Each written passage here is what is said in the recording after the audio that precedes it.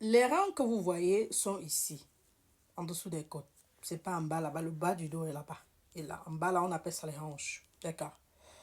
Les reins ont plusieurs fonctions. C'est deux organes en forme de haricot. Nous en avons deux. On peut vivre avec un seul, sans problème. Mais on ne peut pas vivre sans les reins. Les reins n'ont pas un médicament. Même quand tu as les calculs rénaux, on peut te prescrire certains médicaments pour contrôler la douleur. Mais quand c'est à un certain niveau, il faut carrément la chirurgie pour retirer. On peut te conseiller naturellement de boire beaucoup d'eau pour les éliminer. Tu arrives à avoir les calculs rénaux parce que tu ne t'hydrates pas bien et les déchets se sont accumulés, ça a formé le caillou dans tes reins. Les calculs rénaux, c'est le caillou dans les reins. Voilà, appelons ça comme ça, c'est dur. Donc, parmi les fonctions du rein, la plus importante est de nettoyer. Le nettoyage à travers l'urine. Ça veut dire que si tu ne t'hydrates pas bien, les reins ne vont pas bien nettoyer. Donc, tu auras la saleté dans le sang. Parce que ce que vous devez savoir, c'est que les reins filtrent environ 190 litres de sang par jour. Donc, quand je dis de boire 2,5 litres d'eau par jour, c'est parce que j'ai fait le travail pour vous. 50 kilos doivent boire 2,2 litres d'eau par jour. Un an après, en fonction de ce que vous avez bu comme soupe et tout ça, on compte les entrées, les sorties. Mais 50 kilos doivent boire 2 litres d'eau par jour. Du coup, quand j'ai fait la moyenne de tout, je me suis rendu compte que 2,5 litres d'eau est la moyenne de tout le monde.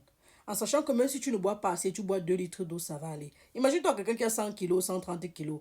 2,5 litres d'eau ne sera pas suffisant. Il faudra plus, 3 litres. Maintenant, quand je dis à la femme enceinte de boire 3 litres, imagine-toi, tu as d'abord toi-même 90 kilos ou à 100 kilos et tu es encore enceinte. Tu es d'accord avec moi que 2 litres d'eau n'iront pas.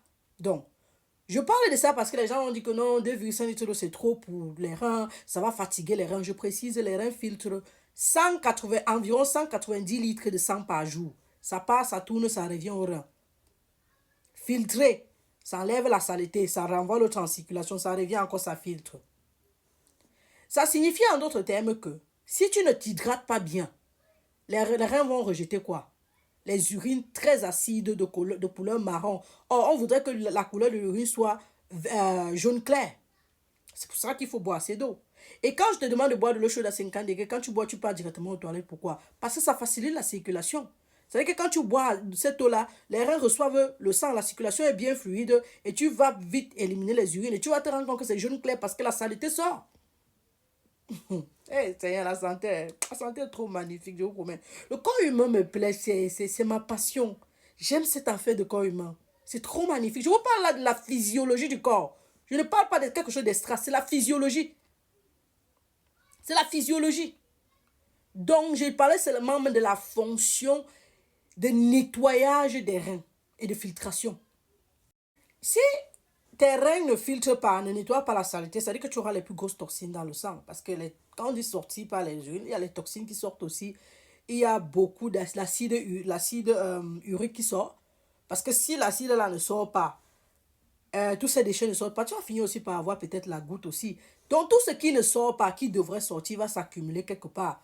Au niveau des articulations par exemple, au niveau des cellules, au niveau du corps, sur les organes où ça se trouve confortable de s'accumuler. C'est pour cela que j'encourage de boire de l'eau. Je répète autant que je peux. Mais, attention, si tu peux même boire de l'eau et si tu bois trop de médicaments. Quand je parle de médicaments, je parle des médicaments de pharmacie que vous achetez dans la rue. Je parle des remèdes indigènes que vous consommez à répétition. Ça détruit les reins. J'ai dit tout à l'heure qu'il n'y a pas de médicaments. Le seul médicament, c'est la dialyse. La dialyse, c'est la filtration. C'est-à-dire, ce sont les reins à l'extérieur.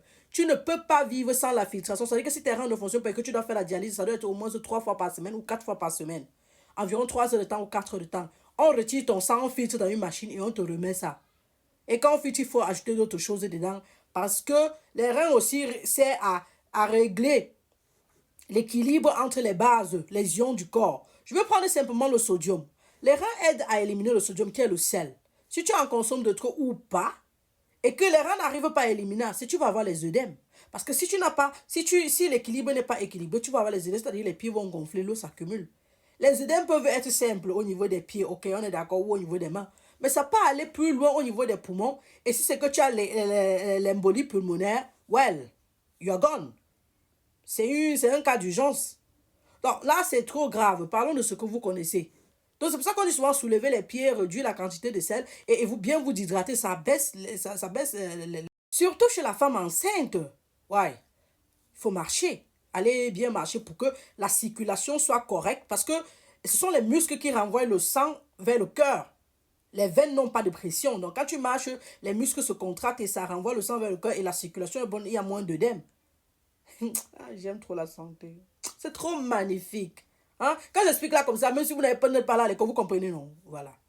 Donc, ça veut dire que les médicaments, l'hydratation. Et quand je parle de médicaments, même les plantes que vous prenez tous les jours, comme le citron, par exemple, stimule l'urine. Et si ça stimule l'urine et que tu pisses beaucoup et que tu le remplaces, qu'est-ce qui va se passer? Tu vas finir par avoir les calculs rénaux. Ok.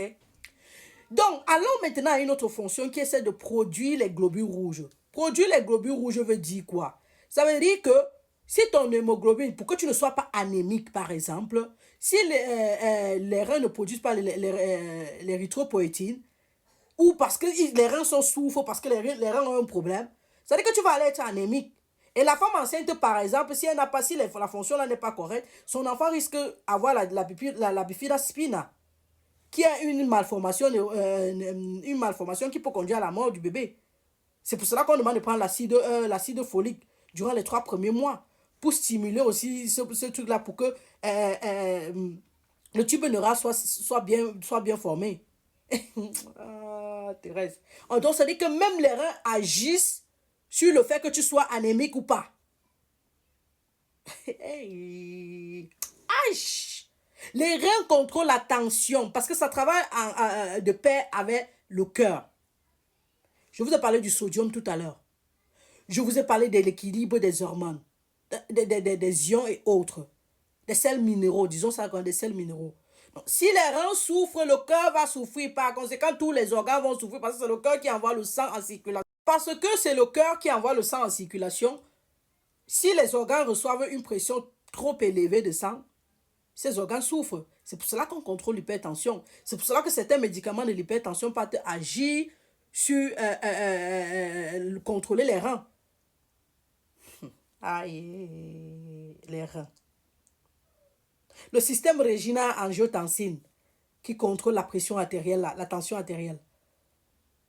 Donc, si je m'arrête seulement aux petites fonctions là que j'ai citées des reins, vous comprenez de quoi on parle. On parle des messieurs. On ne va pas dire les plus importants, tout le monde est important, mais eux, on ne peut pas vivre sans eux. C'est indispensable. Donc, tout à l'heure, j'ai parlé de la consommation d'eau. Je vous ai dit que j'ai fait la moyenne. Pourquoi? Parce qu'on perd de l'eau à travers la respiration, à travers la sueur. Si tu sues beaucoup, tu vas perdre beaucoup d'eau. Et donc, tu vas être déséquilibré, tu vas être déshydraté. Un signe de la déshydratation très palpable sont les lèvres sèches, la peau sèche, mais aussi les urines très concentrées, au-delà de la constipation et des maux de tête. Donc, je ne sais pas, je devrais continuer à vous encourager à boire de l'eau, à préserver vos reins, ou alors vous croyez que vous pouvez laisser ça comme ça se détruire et puis vous partez. Parce que je ne comprends pas. Prends ceci, prends le persil, prends ceci, tout ça. Tout ça est éliminé à travers les reins. Tous les médicaments que vous prenez, tout ce que vous prenez est éliminé à travers les reins. Ce qui les fait vivre, c'est une bonne hydratation. Après, il y a d'autres problèmes liés aux reins. Il y a les problèmes, il y a les maladies génétiques. Il y a les maladies héréditaires. Il y a beaucoup de choses chez les enfants. Il y a le favisme qui peut attaquer. Il y a beaucoup de choses. Je m'arrête là. Bonne soirée. Ça dans la santé 3.0, docteur Thérèse, infirmière. Cheers.